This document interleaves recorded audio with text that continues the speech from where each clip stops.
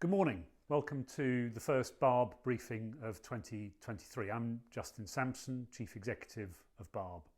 This morning we'd like to share how we plan to take another step forward in our industry's standard measurement of what people watch. Across the country, in rooms like these, people watch their favourite content in many different ways. Viewing behaviour isn't constrained by devices or by distribution platforms, or indeed by the business models of established TV companies, pure play VOD streamers and video sharing platforms. Barb is committed to reflecting this reality. Since 1981, we've delivered our industry's standard for understanding what people watch, and Barb has become synonymous with trusted audience measurement data for two reasons. Firstly, we've led a process of continuous innovation to ensure our measurement techniques adapt to all the changes in how people choose to watch their favourite programmes.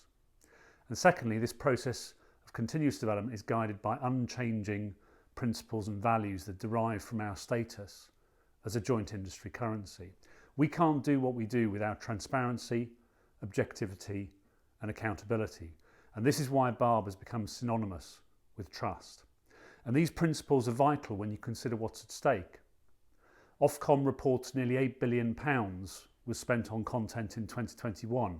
Our data provide accountability for deciding which shows to invest in and how to distribute them. Advertisers invest £5.5 billion to reach audiences through television, and our data not only support airtime transactions, but are baked into the assessment of outcomes, either by linking campaign exposure to shopper or awareness data, or as part of more sophisticated mixed market modelling. And our audience figures support the ongoing conversation about how broadcasters and other media services fulfil their statutory responsibilities to UK society. With all this at stake, Barb has to do things properly. Supported by our unchanging principles and values, we constantly evolve. The first example of fragmentation we dealt with was the launch of Channel 4 in 1982. Recently, we adapted our data to report how people are watching Channel 4's archive content on YouTube. This constant evolution demands a constant review of how to introduce new methodologies and technologies. And in recent years, we've delivered a measurement strategy that harnesses the complementary strengths of big data and panel data. Since 2018, our world-leading Dovetail Fusion methodology has been integrating each and every day people-based panel data with census-level online viewing data.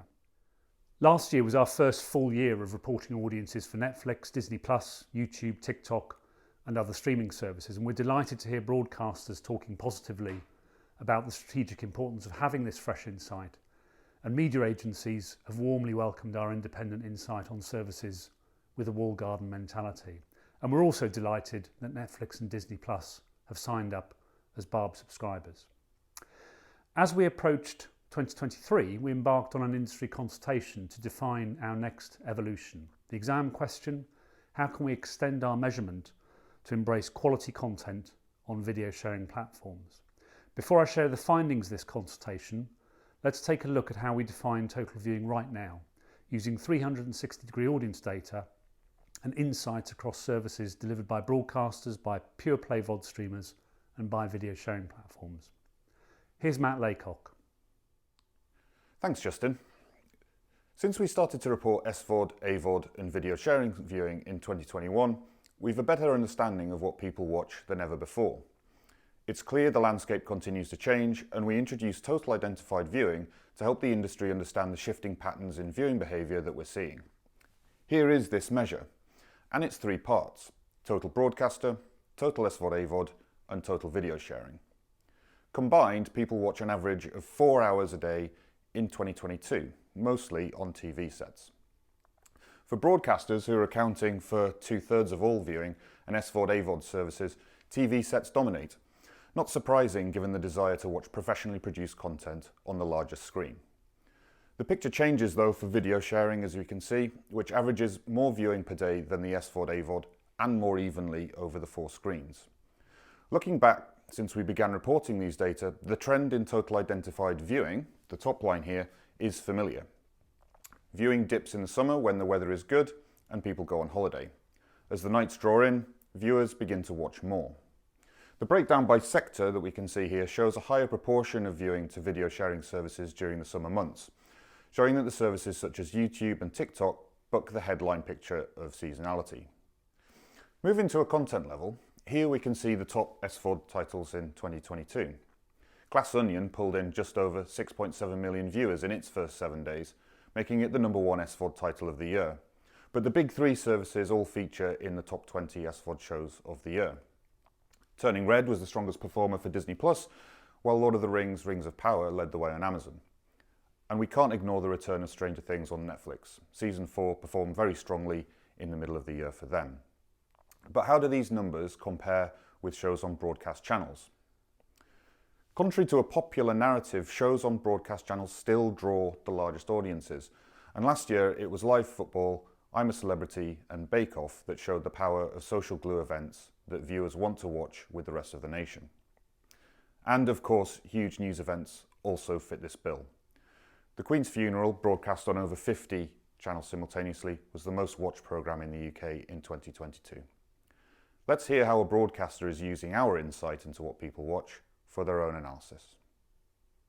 Hello, my name's Rachel Shaw and I'm Portfolio Head of Audiences at the BBC, and I look after TV and iPlayer, so all content on broadcast channels and iPlayer.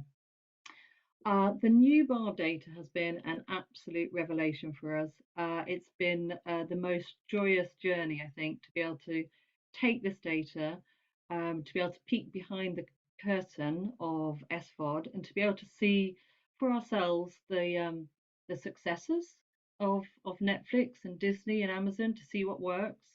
We can look at the release strategies and how they diverge by platform. We can look at the release cadence. We can look at their genre mix, their subgenre mix. We've been able to identify really what a hit looks like on each platform and also what their hit rate is. So how successful are they in commissioning? We can look at the balance of originations against archive and acquisition.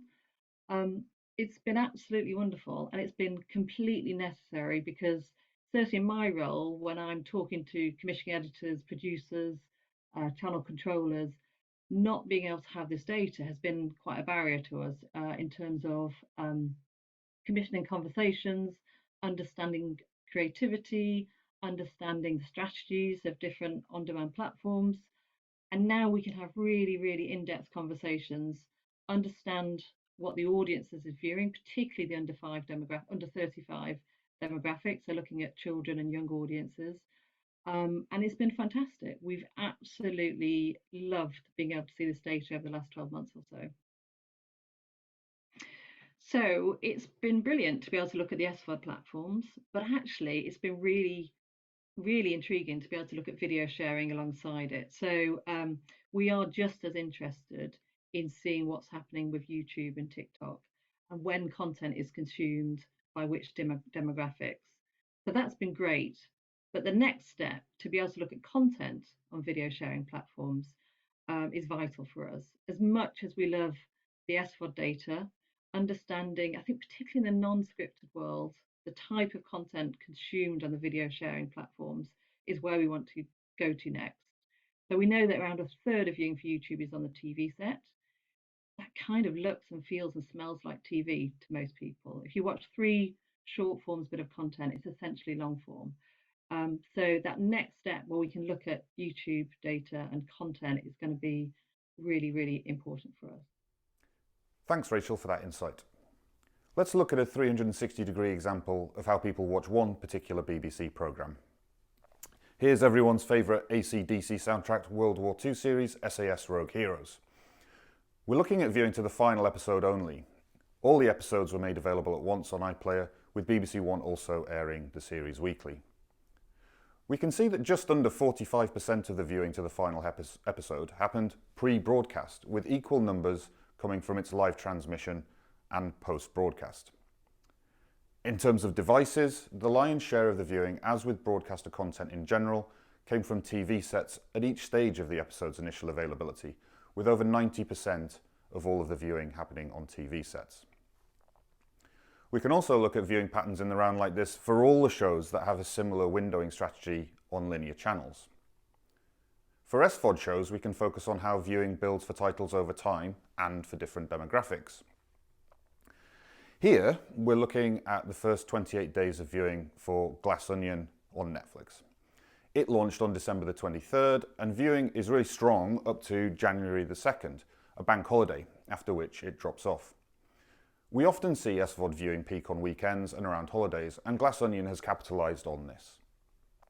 We can also see how popular it is with 35 to 64s, pulling in the biggest chunk of its viewing from this group. Clearly, Daniel Craig still has strong appeal for 35 to 64s. But not all films are the same, and in this next chart, we've compared Glass Onion to Encanto, which launched on Christmas Eve 2021 on Disney+. While Glass Onion had a very strong opening, Encanto built consistently through its opening 28 days, bringing in viewers even after the holidays ended, and ultimately ended on a higher 28-day viewing figure. Even now, over a year later, Encanto is still frequently in the most viewed films on SVOD services each week, and for the week ending January the 29th of 2023, its viewing ranks 7th amongst all SVOD films. So this longer view provides another lens through which we can understand viewing behaviour. We can also take longer views of series rollouts on SVOD services. So looking here at Andor on Disney+, which launched with 3 episodes and then an episode per week after that, we see strong performance in the opening week. And these episodes spiking each week for the following 6 weeks as people sought to catch up as the rollout continued. And as each episode drops, we can see viewers come in for the new episodes each week as it rolls out. With viewing spiking to the series weekly to broadly similar levels, this shows that people are probably following the series all the way to its conclusion. As Justin said in his opening, the exam question for our industry consultation is how can we extend our measurement to embrace quality content on video sharing platforms? Let's look at what we're already reporting on how people watch things on YouTube.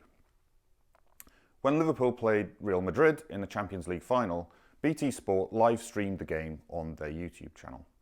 We know that 26% of the 6.2 million viewers watched the game via YouTube, so that's over 1.5 million people.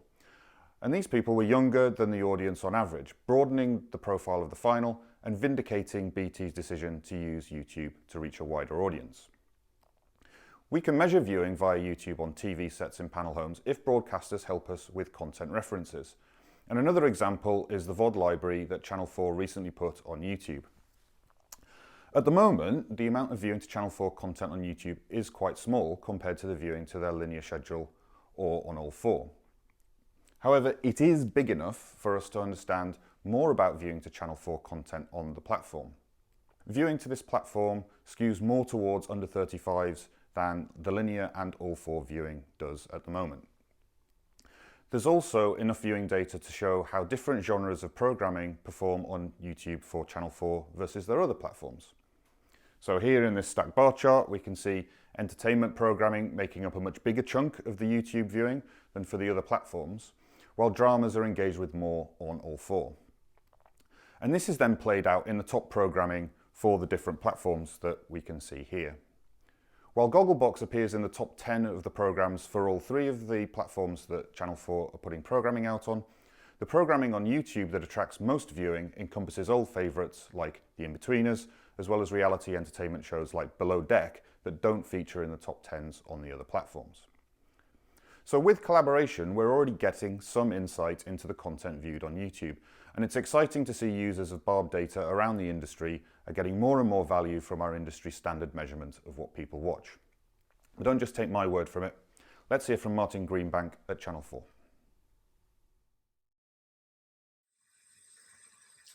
I'm Martin Greenbank. I'm Head of Research and Measurement over at Channel 4. We've been working with the data now for over a year. It's been transformative in how it allows us to see what was previously unmatched, and that's been a massive insight into the way that people are spending time with different screens, particularly the TV screen.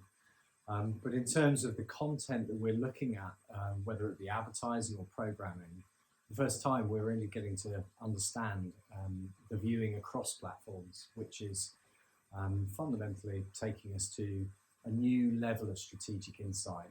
We're starting to be able to make decisions about the viewing time rather than relying on our own data, and see comparisons with the competitive set, which is now inclusive of other platforms which we previously didn't have insight on. And I suppose the really big change was when Netflix came on board, because with a non-traditional broadcaster on board, what you're getting is the industry to look at the data set in a whole different way. And the move from first-party walled garden data to industry standard data is the bit that we're think is the main benefit of this data now. Great, many thanks, Martin. So what comes next? Following an industry-wide consultation, we're now in a position to help drive our leadership of the definition and measurement of total viewing. This new definition sees Barb committing to a future in which we expand our measurement of total viewing to include content on video sharing platforms that is fit for TV. We're also committed to exploring ways to report all content on video sharing platforms that's produced in line with industry accepted standards of brand safety. Let me tell you how we got there. Firstly, we appointed an independent category expert to lead the consultation. Paul Evans has a great track record with experience in senior client-side leadership roles at AB InBev, Kimberly-Clark, Vodafone and Xbox, among others. And having also worked in ad tech, data and media businesses, Paul now runs his own growth marketing business called 60/40. And the consultation he led comprised nearly 40 interviews across buy-side and sell-side practitioners. You can see from the logos on the screen there was a healthy appetite from advertisers and media agencies to get involved. The headline objective was, can we establish an industry-wide consensus on how to define the type of content on video sharing platforms that should be part of our industry standard measurement of what people watch. As a starting point, we proposed the concept of TV-like content, which was underpinned by 3 requirements. Firstly, the video's channel should be under the editorial control of a professional media services provider. Secondly, they should operate to industry-agreed standards for brand safety. And finally, they can be classified into genre to help advertisers and agencies know the editorial environment their ads are appearing in.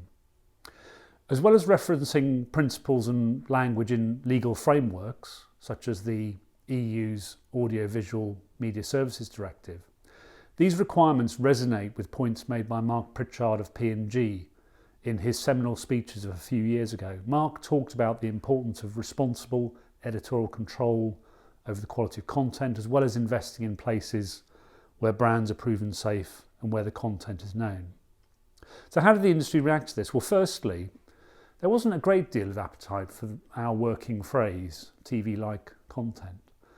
But there was a near universal appreciation of the definition and role of content quality. Inherent to this definition is the value and values attributed to the investment made in production, and not just investment as measured by the production budget. Importance was given to editorial input and oversight, while regulatory compliance or an intent to deliver in the spirit of regulation was also emphasised. And critically, the content has to be safe and suitable for audiences. In summary, content that is fit for TV provides a benchmark of quality that has the substantial backing of the industry. And there was also consensus that while the nature of the content is vital, so are contextual measures of quality. Any reporting of fit for TV content should inform a spectrum of inferred quality that advertisers and agencies feel is integral to the value judgments they need to make. These contextual factors include details about the channel and platform, which screen device is being used, what's the orientation of the screen, is the sound on or off, how much of the content is in view, how long is the content watched for, and where does the viewing take place. Many of these are already measured and reported by Barb, and the expectation is that these contextual quality factors are also available in any audience reporting for content on video sharing platforms. The consultation also emphasised the importance of looking at the question from the perspective of audiences. It's widely acknowledged that people, as they decide what to watch, don't respect boundaries between different types of services. Viewing behaviour isn't constrained by devices or distribution platforms, or by the business models of established TV companies, pure play VOD streamers and video sharing platforms. In response to this reality, there's a demand for better, holistic viewing data to support assessment of sales and brand outcomes. And recognising that advertisers invest in video content that doesn't meet a definition of being fit for TV, audience data should also include environments which adhere at a minimum to industry accepted levels of brand safety. So that's my summary of the findings. Let's hear from industry leaders who participated in the consultation. So since November 21, we've been, obviously having a deep dive into the new reporting that Barb has offered, and it's not just across channels, it's across platforms, which is really important because of the way viewing is changing in the household. So for us to understand the new AV viewer, the more and more detailed understanding of that landscape, the better. And especially when you're looking at environments that are non-commercial, because that's just not somewhere that we've been able to look at before. And it's really important for us not to just focus on commercial viewing, but it's to enable us to understand about the streaming service that until very recently weren't commercial, for us to get a handle on the type of audience behaviours that were exerted in those platforms, the type of content that's being viewed, and whilst that's not necessarily enabled us to access advertising inventory, it is really important for us to get a real clear picture of the landscape and the future developments of the AV viewer. So I think it's really interesting that Barb have put a definition around fit for TV, because as a community, as a media planning community, we are constantly struggling with naming conventions around video and AV, and so it's an important first step. I look forward to understanding what that means for us as planners, how we can use that, but I welcome any improvement in measurement across any of the AV channels, because the more clarity, the more granularity we get on viewing behaviours, the more we can learn about our audiences. Because ultimately, when we're building plans, the more we learn about audiences, the better plans that we can build to drive growth for our clients. And that's ultimately what we're all trying to achieve with these campaigns. It's really interesting to see the rebrand and to take it away from being the broadcaster's researcher. And I think few people would be able to tell you what that acronym stood for if you asked them without the ability to look it up. But what it does stand for, and when we talk about Barb, it's a huge amount of trust in the industry. And so to enable to retain that trust, that constant, reliable source of data in which we can sort of build our plans on. And I think that will enable us to sort of have the surety of the measurement going forward, but with an expanded role into this important new development across more platforms and more channels. Hello, I'm Emma Moorhead, General Manager of the media team at Wavemaker. For a long time now, people have been able to watch what they want, where they want, when they want, across all devices and platforms. And as a result, the definition of what is TV has become complicated. With this evolution of viewing, the media industry has had to adapt fast, and we have seen the need for Barb to expand their remit. The announcement of Barb Audiences is a demonstration of their ambition to offer a more inclusive measurement strategy, fit for today's world of viewing and fit for whatever that world of viewing might look like tomorrow. It's a clear signal that they are not just for broadcasters, and they have a fully audience-centric view of what is in scope, unconstrained by company, device or platform, which gives a total view of what people are watching. The focus on high quality content that is fit for TV rather than just made for TV enables them to go further in measuring content, into measuring content from video sharing platforms. And the focus on content that provides a brand safe and suitable environment for advertisers is a reflection of how valuable quality content is for brands when making their investment decisions about where they want to appear. Agencies and clients, and here at Wavemaker, we have relied on Barb for delivering definitive, trusted and actionable insights to support our investment decisions. But with a growing percentage of viewing to SVOD, AVOD and video sharing platforms, our trusted view of the ecosystem has been at risk of becoming impartial. Barb's expansion of their reporting into these platforms since November 2021 has been a welcome development for the industry, and it has enabled us to truly understand total TV viewing. So you've heard how Barb needs to continue to evolve the industry's standard measurement. In response, we're adapting our value proposition and also our brand positioning. And as part of this, we've changed our company name to Barb Audiences Limited. With the ongoing support of broadcasters who have nurtured our trusted industry currency for the last 40 years, our new name reflects an ambition to extend our audience-centric measurement across established TV companies, pure-play VOD streamers and video sharing platforms.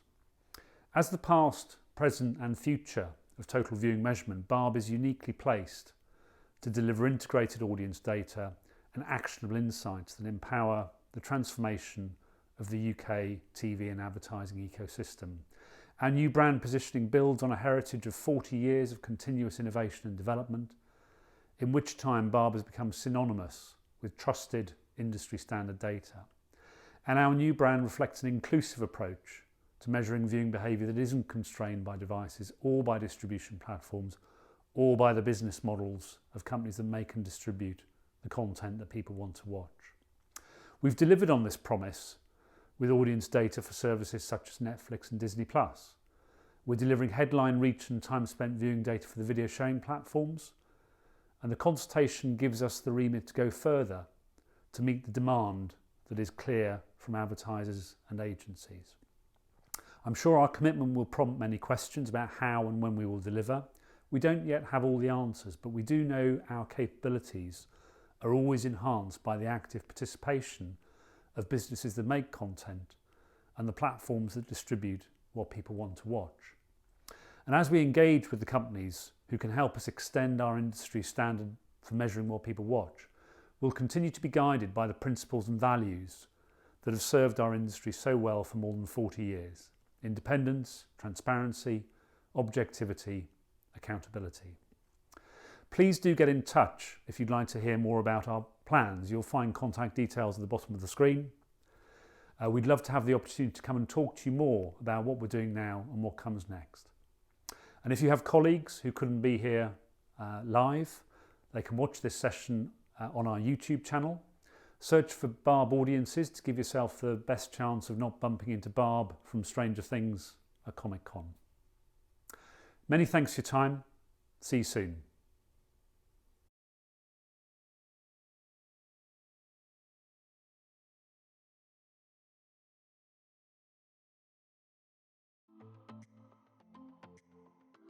Early civilizations equated gold with gods and rulers.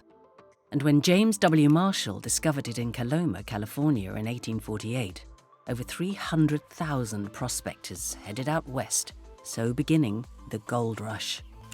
At Barb, we didn't have to dynamite any mountains, divert raging rivers, or fight off Butch Cassidy to find our chunk of gold. We simply got our gold standard in television audience reporting by doing things properly. But what do we mean by the gold standard? Back in the days of three-channel television, we were created by our industry to provide independent, robust, and trusted measures of who's watching what, when, and for how long. Using smart technology and an exhaustively vetted, high-quality panel of viewers, which mirrors the entire nation, we shone a bright, sharp light on everyone's viewing habits. And it's these methodologies, our panel and analysis, which quickly became seen across the media as the gold standard in audience insight. Times, of course, change, and quickly. All of us have multitudes of options and ways to view content. To stay ahead, we've evolved the gold standard. Alongside regular data quality checks, and fine-tuning the weighting of our panel, we're innovating too. New techniques mean we know about viewing on any screen which people are using at home. We can track television that isn't live and know who's watching what on streaming services where the concept of a schedule simply doesn't exist. From grazers to box setters to schedule followers, our measurement of every audience is subject to rigorous processes. Processes approved through joint industry governance. So whether you're a program maker, trading, measuring and planning campaigns, or assessing program performance, our objective and impartial gold standard audience analysis is here to guide your thinking and support better outcomes. Today, tomorrow, and long into the future, whatever's in store.